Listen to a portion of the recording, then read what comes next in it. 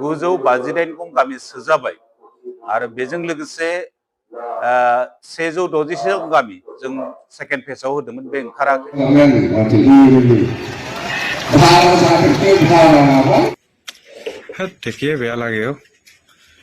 खुलुमबाय रायजोफोर, आंनि गोदान भिडिअ आंनि अननाय आरो मोजां मोननायखौ आं नोंथांमोननिसिम सिगांग्रो जासिग्रोनाय थाबाय। नै खानाया दाव खानजंनि जाबाय, थफि हमदोंमोन नालाय। दा खौसेथि बर' सुबुं आफादनि जे बड' वेलफेयार अट'नमास काउन्सिलनि जे प्रग्रामनि गेजेरजों खौसेथि बर' सुबुं आफादनि आफादगिरि जे माखासे सारमोना मा खोथा बुंदों, दा बर' हारिनि सायाव मा खोथा बुंखो एबा बुंहैदों, बेजोंनो थांनानै दा हाग्रामा महिलारि सारा जे गुवाहाटि बेलथलायाव जे बड'लेण्ड हाउसखौ जे प्रमद बर' सारा भारा लादोंमोन, दा बेनि गेजेरावनो हाग्रामा महिलारि साराबो गोबाङैनो खोथा बहनदों आरो बुंदों आरो बड'लेण्ड गेस्ट हाउसखौ बर' वेलफेयार अट'नमास काउन्सिलाव ओरैनो फ्रि हगारदों। दा बे मेन टपिकआव थांनायनि सिगां जे बेंगलुरुआव जे दाख्लै जे मोनसे जानाय जाथाय बुहुत आसरित, दा नोंथांमोनहा नायनानै ला। Alak kakabonga. Tani kere hampa sitak solong. Het teki be alageo. Bulu okom dokan longa do. Inma mugar butuh ke kontok tu nampara tapi nugana. Torwaja damdum kuliah. Cakap no room deh. No room dagan. Okom tang no amin. Masih damdum kuliah orang sen torwaja tu pergilam gangka. No amin okom ta. Bulu amin okokon. Jayanto Nirendra Roka Jada Jayanto Sinten Nirendra Tait. Dokter Tait. Akon dokam Donanjay apa yang terasa? Sarijan gua na.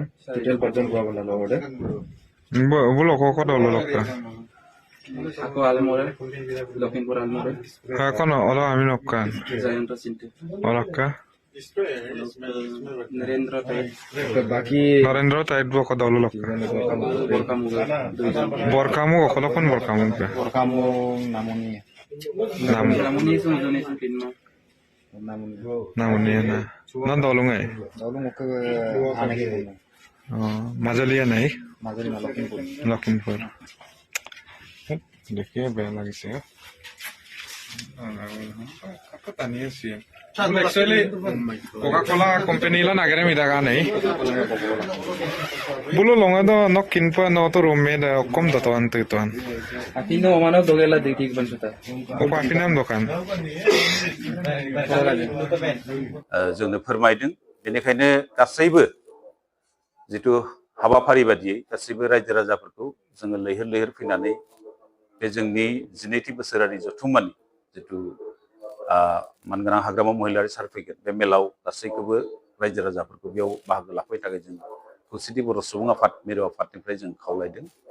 आरो बेजों लोगोसे जोंना बेनि उनाव बेलासियाव गुबुन गुबुन माहारियारि आफाद, दुलाराय बर' फरायसा आफादनि मानगोनां आफादगिरि दिपेन बर'जों लोगोसे TMPKनि मानगोनां आफादगिरि तिलक दले आरो गुबुन गुबुन जों मोनसे आयदाफोरखौ लानानै जों मोनसे सेमिनार हाबाफारि लादों। बे सेमिनारा बेलासिनिफ्राय जागायगोन। गासैबो हाबाफारियाव बाहागो लानो थाखाय जों खौसेथि बर' सुबुं आफादनिफ्राय खावलायदों।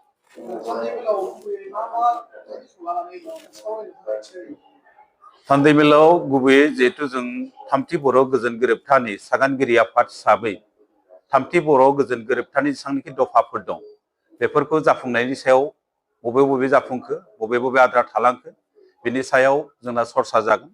आरो गाहायै जितु बिटिआर बायजोनि जितु प्रभिजन दङ थामथि बर' गोजोन गोरोबथायाव, जेरैहाय 1 नम्बराव दंमोन 5.1 बर' कसारि वेलफेयार अट'नमास काउन्सिल दाफुंनाय।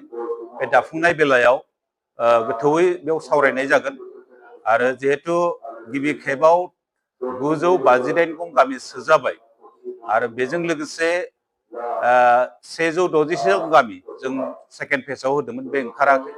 आरो जोंना मोनसे जेंना जाना दङ राभा हासंखौ लानानै राभा हासंआव रायजो जानाय गवालपारा आरो साउथ कामरुपाव 312 गंनि बांसिन गामि रेभिनिउ गामि दं। दिनै बेखौ गोनो गोथो खालामबाय थादों आसाम सोरखारा बेखौ सिडुल खालामनायनि नामाव। जिहेतु जों जयैनो मोनसे सोमावसारनायनि गेजेरजों मोनसे राजखान्थि मोनथाय हिसाबै बा जोंनि जौगाथाय बा सोलोंथाय बा जोंनि सिनायथिखौ रैखा मोननो थाखाय जों जिहेतु बर' कसारि वेलफेयार काउन्सिल मोनबाय बिटिसिनि बायजोआव, जों गासैबो बर' रायजो राजा जों जिहेतु जयै थानो लुगैयो। गतिके राभा हासंआव थानाय बर'फोरखौ गुबुन गुबुन काउन्सिलनिखौ जेरैहाय एनअसि होनानै जोंनि काउन्सिलाव सोजोबबाय बिकेडब्लिउसि आव, थिग बिदिनो राभा हासंखौबो सोनांगौ। आरो सनितपुर आरो बिश्वनाथाव माखासे जेंना जाना दं।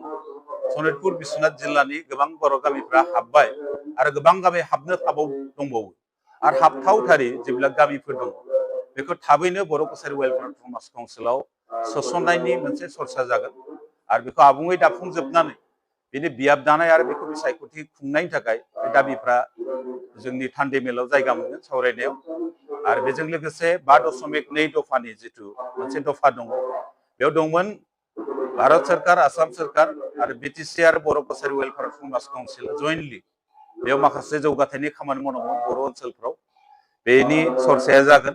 आरो बेजों लोगोसे कार्बि आंलंनि जिथु जेंना मोननै सागान सुक्तियाव जायगा मोनबाय, बिटिसि सुक्ति आरो थामथि बर' गोजोन गोरोबथायाव।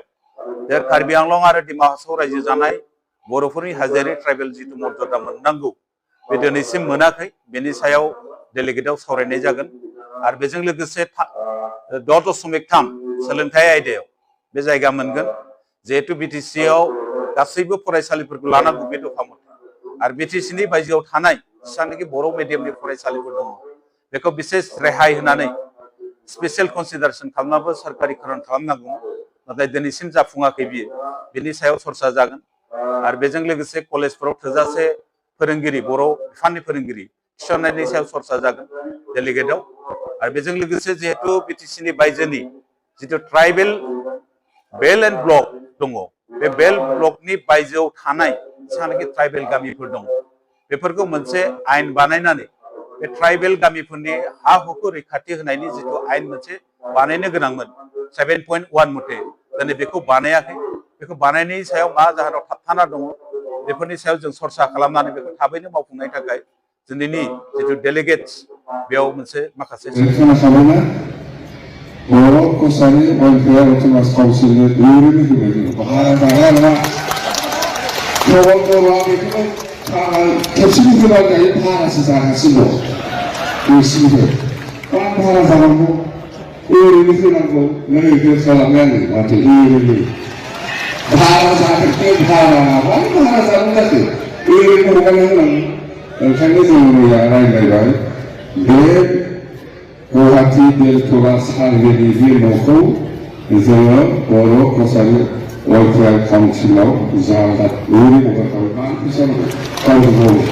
दा जोंनि मेन खोथाया बेसो, दा बेंगलराव जिखुनु हक जाया जोंनि माखासे खामानि मावहैनो थानाय दा गिदिर सिटि, बेबायदि सिटिफ्राव गोबां सिखाव आरो गुन्दा बेबायदिनो गोबां मानसिनि जिउखौ हयथाखारि खालामग्रा बुथारग्रा बेबायदि मानसिया थायो। ओंखायनो जोंनि बर' रायजो राजा आरो बर' बिदा फंबायफोर मावहैग्राफ्रा खामानि मावहैग्राफ्रा हुसियार जा। बेबायदि गिदिर जायगायाव माबा मोनसे गेसफोर सारनानै हरनानै बा माबा मोनसे बिस दौनानै बे साब्रै मानसिया अबथिरायै जे थैनांगौ गोनां जाबाय आरोखि। दा जोंनि बर' सुबुं मानसिफ्राबो हुसियार जा, नङाबा बिदि सिटियाव मावहैनाया जानला मोनला ओरैनो गोदाव सोराव थानाय नों आंनि जोंनि बर' गामिफ्राव थानानै रायलायनाय बेफोरबायदिजों जाया, गोबां गाज्रि मानसि थायो ना। दा खौसेथि बर' सुबुं जे अनसाय आफादनि मानव गेदेर सारमोना जे बुंलांबाय, दा जोंनि बर' हारियाव गोबाङैनो गुलाय गुजाय दङ, खौसेथि जानांगौ दङ। बे पलिटिकेलानो थाथों, नाथाय जोङो बर' हारि हिसाबै जोङो खौसेथि जानाया गोनां। सोरबाया नै दा गोबां सावथालफ्रा जोंखौनो दा नासयगासिनो दङ। दा जोंनि सायावनो आं नोंथांमोननो मोनसे भिडिअ होगोन, दा जोंनि बर' हारिफोरखौ दा बर' जाथि गबेक होननाया जोंनि आसाम थागिबि मानसिफ्रासो गबेक होनजानाया बेसेबां गिदिर एबा लाजिनांथाव मा होनगोन रायजोफोर। दा बिसोरखौ बांद्राय लाइ होनानैबो माबा दोनजाया लाफाखानो नागिरो। दा जोंनि जे झारखन्ड बायदिनि छत्तीसगढ़फोर बायदिनि जे सावथालफ्रा फैयै फैयै जोंनि माखासे हादानफोरखौ सिफायनानै बिसोरो दखल खालामजोबनानै जोंनि बर' मानसिनि बर' जे रायजोनि जे बिटिसिखौ बिसोरो सेनानै सेग्लाबनानै लानो नाजागासिनो दङ। साबधान रायजोफोर नङा होमबा। दा बिसोरखौ आंनि मथेब्ला जोंनि माखासे जे आसाम सरकारजों लोगो नांनानै जोंनि बिटिसिआव माखासे बैसोरबायदि फुरा खारबोनानै माखासे जोंनि इलेगेल जे माइग्रेसन खालामफैनाय बैफोरबायदि सावथालफोरखौ बिसोरखौ एभेकसन खालामनांगौ होननानै आङो सानो। दा रायजोफोर नोंथांमोनहा मा सानो? नङाब्ला इयुनाव दिनै गाबोन बिसोरो हाबफैदेरै जोंनि माखासे बिटिसि एबा बर' रायजो राजाफोरजों बिसोरो दावहा नांनो जुजिगासिनो दङ। नोंथांमोना फोरमायहरदो। आं बांद्रायखिनिबो खोथा बुङा, नोंथांमोना गासिबखौबो बुजिखागौ नङा होमबा रायजोफोर।